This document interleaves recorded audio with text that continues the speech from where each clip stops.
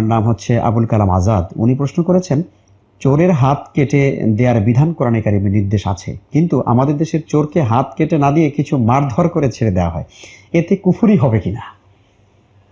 জি, মজার প্রশ্ন। বিষয় হলো, চোরকে মারধর করলে কুফরি হবে না, কিন্তু মারধরের কারণে মহাপাপ হবে।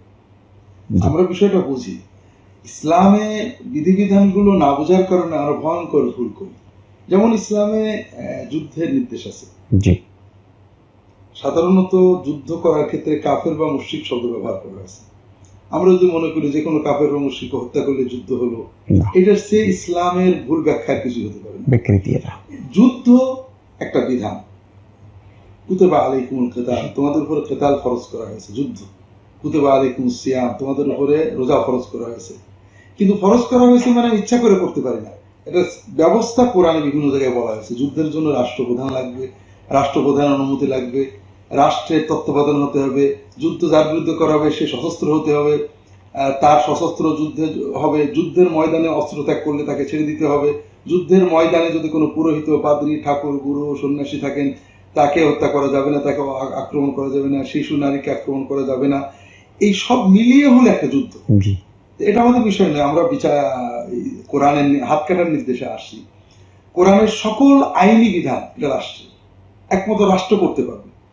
সহিহ বুখারীতে আসছে, ওমর রাদিয়াল্লাহু রাত্রিবেলায় বেরোতেন, অনেক বিষয় তিনি দেখতেন যেটা আইন লঙ্ঘন, কেউ চুরি করছে, কেউ ব্যভিচার করছে, কেউ মদ খাচ্ছে।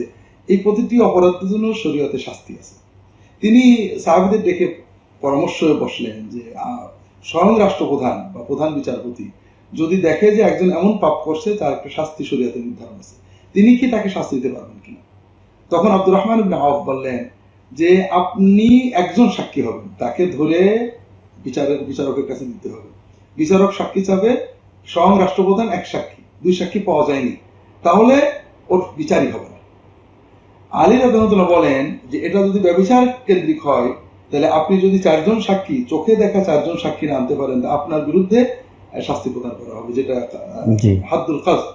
আপনাকে বিচার করা হবে, কেন আপনি একজন নিরপরাধ মানুষের চারিত্রিক অপবাদ। তাহলে বিচারের শাস্তি কিন্তু দেখে হয় না, আপনি চোখে দেখেও বিচারের শাস্তি করতে পারবেন না, এমন প্রধান বিচারপতি দেখলেও না। ইসলামে যে আইনি ব্যবস্থা দেওয়া হয়েছে, এখানে উদ্দেশ্য শাস্তি দেওয়া নয়, উদ্দেশ্য অপরাধ কমানো। এই জন্য শাস্তির প্রয়োগটা মহা কঠিন করা হয়েছে। তাকে বিচারালয়ে নিতে হবে, তাকে আত্মপক্ষ সমর্থনের সুযোগ দিতে হবে। ওই কাজটা করেছিলাম কিন্তু আমি অমুক কারণে করেছি, তাকে আর শাস্তি দেওয়া যাবে না।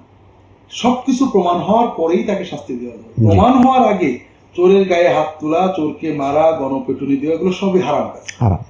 আর যদি বিচারে দেওয়ার পরে বিচারক সকল শরীয়তের ক্রাইটেরিয়া পূর্ণ হওয়ার পরেও তার শাস্তি না দেন, তাহলে বিচারক দায়ী হবে। আমরা এই জন্য বলতে পারি না কোর্টে গেলে, পুলিশে গেলে তো ওর কিছুই হবে না, দায় আগে মাইরালে।